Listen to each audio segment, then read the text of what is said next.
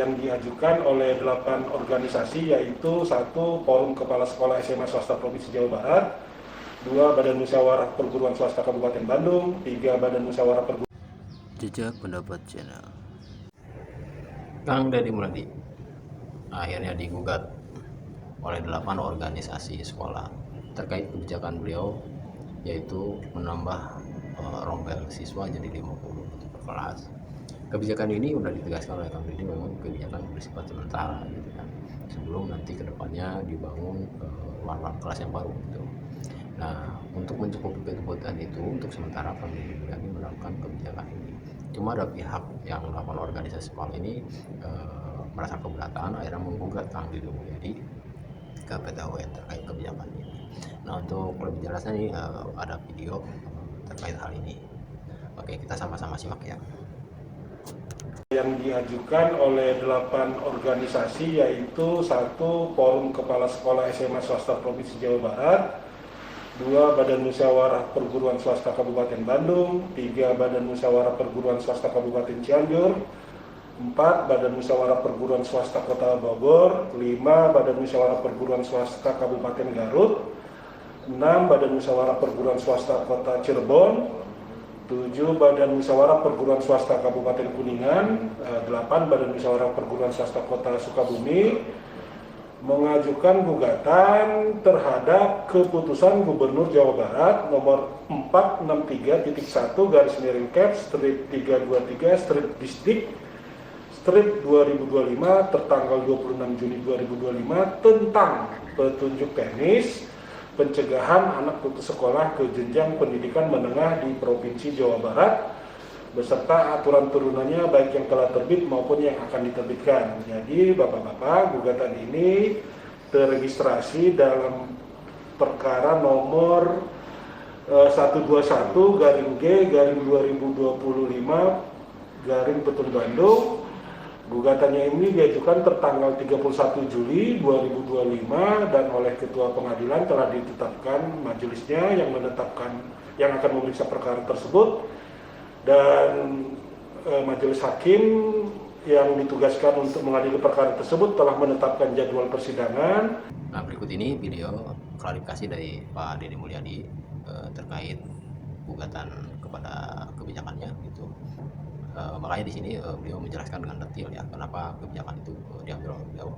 Pada dasarnya memang bagaimana untuk mengurangi atau bahkan menghilangkan angka putus sekolah di Jawa Barat yang termasuk tinggi gitu ya. Nah, di sini Kang Deddy Mulyadi pengen mencoba pemerintah itu hadir gitu, dalam mengentaskan masalah putus sekolah ini atau bahkan tidak sekolah. Nah, makanya dibikin kebijakan seperti ini. Berikut videonya.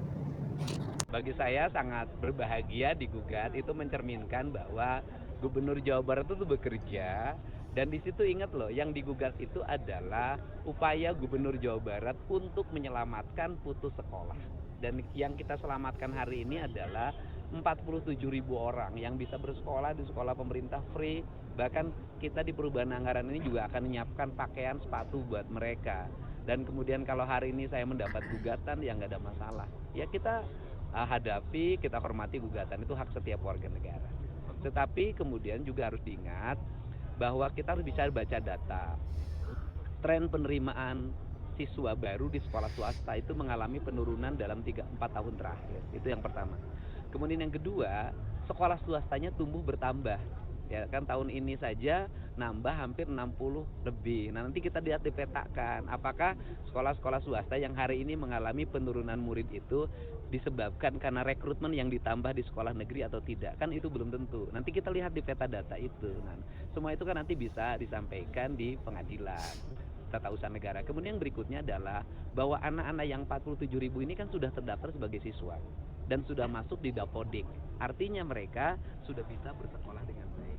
Yang saya pikirkan sebagai gubernur hari ini adalah bagaimana mereka tidak lama di 43 sampai 50 itu dengan mempercepat pembangunan ruang kelas baru, dan kita targetkan di perubahan anggaran ini ada ratusan ruang kelas baru yang kita bangun. Ya, walaupun waktunya sudah sangat mepet, tetapi di tahun 2026 kita akan membangun 5 sekolah baru lagi.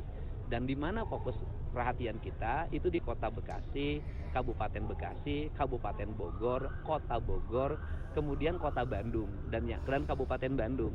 Yang menarik adalah bahwa justru rekrutmen sekolah yang mengalami pelambatan karena ketersediaan sekolah negeri terbatas justru di pusat kota.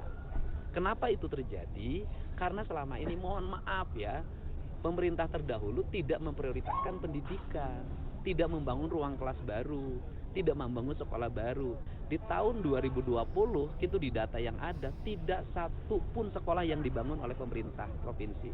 Dan yang paling menarik di anggaran murni tahun 2025 waktu saya menjabat itu di anggaran murni yang saya terima hasil kesepakatan pemerintah dengan DPRD itu pembangunan ruang kelas 0. Jadi tidak ada satu ruang kelas pun yang direhab di APBD tahun 2025.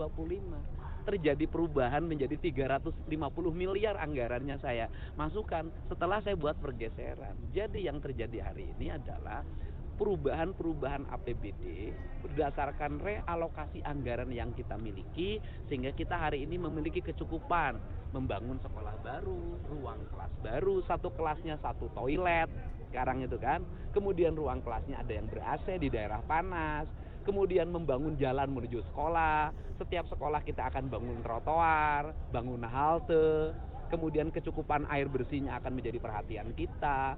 Nah, seluruhnya kemudian hari ini juga anggaran pembangunan jalan mengalami peningkatan. Di perubahan anggaran ini kita memproyeksikan 2,6 triliun anggaran. Kemudian memproyeksikan penerangan jalan umumnya 600 miliar itu dari kemudian pembangunan rumah rakyat miskin. Kita lagi mendesainkan rumah-rumah panggung dan siap membuat rumah panggung percontohan. Banyak alokasi yang kita arahkan hari ini kita buat, termasuk di dalamnya kita memfokuskan merevitalisasi sungai, melakukan pengerukan terhadap danau-danau. Ini anggarannya sekarang nyampe 450 miliar dari hanya 20, jadi ada lonjakan yang besar. Nah, yang harus menjadi perhatian saya adalah, pertanyaan saya mendasar adalah ketika dulu uang APBD tidak tersampaikan kepada publik secara terbuka, tidak memfokuskan prioritas anggaran pada yang menjadi kepentingan publik, ketika pemerintah tidak bangun sekolah, ketika pemerintah tidak bangun ruang kelas baru, ketika banyak sekali orang pergi ke sekolah, sudah masuk kelas dikeluarkan lagi tidak diterima hingga diukur jalannya, kenapa pengamatnya pada diem? Sekarang baru ribut, kenapa baru sekarang? Ya kan? Tetapi sebagai gubernur, sebagai pemimpin Provinsi Jawa Barat, saya bersedia diberikan kritik oleh siapapun. Asalkan kritiknya didasarkan pada data dan fakta yang objektif, bukan asumsi. Oke teman-teman, itu video yang kita sajikan. Silahkan like dan komen di sini, kita sharing di sini.